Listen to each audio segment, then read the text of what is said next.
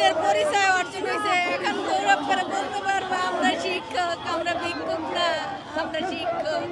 বর্তমান ৩৫০০ টাকা বেতন পাই, কিভাবে সংসার চালাই একমাত্র আল্লাহ জানে। ২৪-এর গণ উত্থানের আমার যে সব সন্তানরা জীবন দিয়ে এই বৈষম্য দূর করে গেছেন, মহান রব্বুল আলামিন যেন ওই সন্তানদের মায়ের কলেজাকে ঠান্ডা করে দেন। আমাদের আনন্দ আর ধরে না, আনন্দ উপচেয়ে পড়ছে।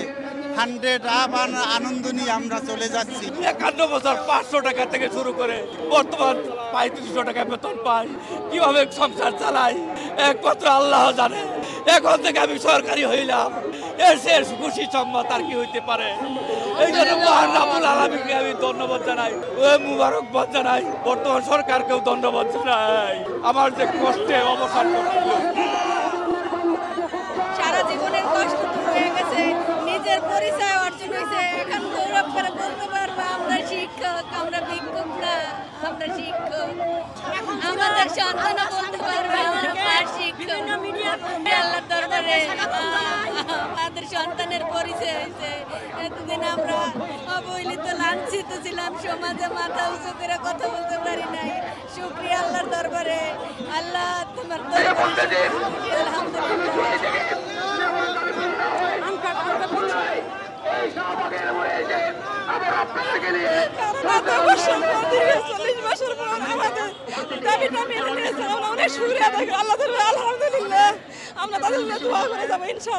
এই সরকারকে সর্বপ্রথম অন্তরের অন্তঃস্থল থেকে ধন্যবাদ জানাই এবং এই সরকারকে আমরা দোয়া করি তাকে যেন আল্লাহ নেক হায়াত দারাজ করেন। তিনি আমাদের কষ্ট বুঝেছেন, এই জন্য এই সরকারকে অন্তরের অন্তঃস্থল থেকে দোয়া জানাই এবং আমরা অনেক আনন্দিত এবং খুশি।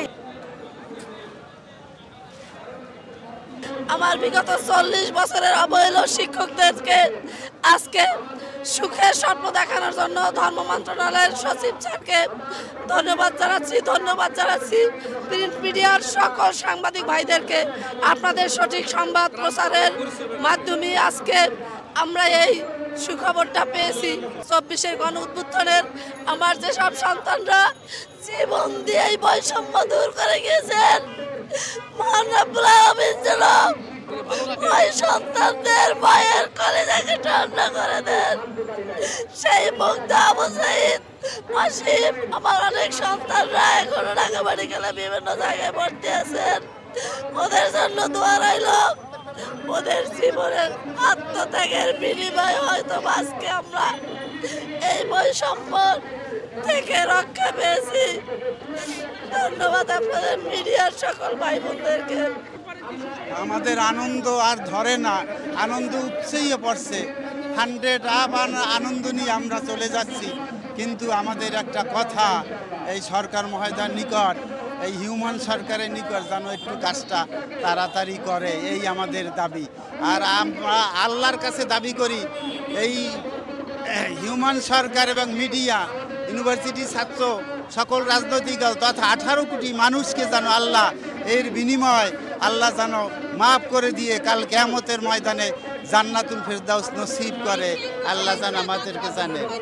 আমি তো আর আমার বয়স নাই, আমি 62 বছর, কিন্তু এই দিনই মাদ্রাসাগুলো যে আল্লাহ পাক কবুল করছে আপনাদের মাধ্যমে, এইটাই আমার বড় চাওয়া পাওনা, আর কিচ্ছু না। আমরা যখন এই দাবির কথা, যখন এইটা সুষ্ঠু একটা ফয়সালা আসছে, তখন আমরা মনে করছি যে 40 বছরের একটা মরা গাছের ভিতরে ফুল ধরেছে এবং ফল ধরেছে। আমাদের মনের এরকম আনন্দ রয়েছে, জলকামান ব্যবহার হচ্ছে, মাটির চাষ মুছে, আমাদের সকল দুঃখ মুছে গেছে। পুলিশের সাথে সুসম্পর্ক হচ্ছে, যেহেতু আমাদের আশা বাস্তবায়ন হয়েছে।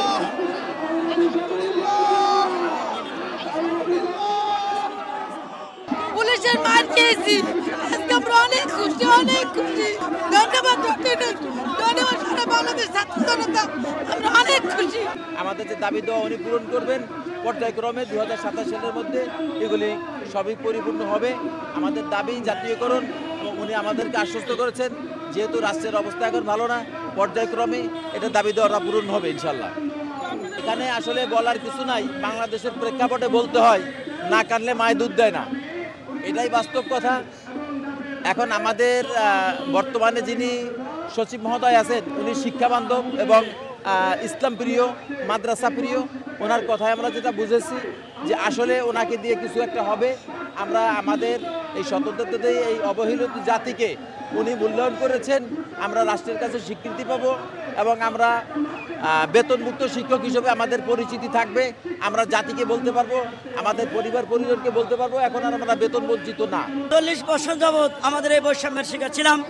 আজকে বাংলাদেশ সরকারের প্রধান উপদেষ্টা ডক্টর মোহাম্মদ ইউনূস আমাদের দীর্ঘ 10 দিনের এই অবস্থান ধর্মঘটের কঠোর কর্মসূচির কারণে তিনি মন্ত্রণালয় পরিষদে সচিবালয়ে বৈঠক করে সবচেয়ে খুশি করেছেন। আজকের সরেজমিনে এসে আমাদেরকে তিনি ঘোষণা দিয়ে আমাদেরকে তিনি খুশি করেছেন।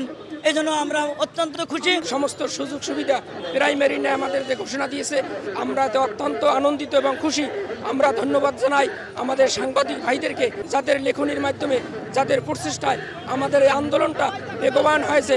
সারা বিশ্বের মানুষ দেখে তারা ঝড় তুলেছে যে আমাদের যৌক্তিক দাবি, এই দাবির সাথে একত্রিত ঘোষণা করার পরে আমরা এই ঘোষণা পেয়েছি। অতএব সাংবাদিক বন্ধুদেরকে আমরা ধন্যবাদ জানাই।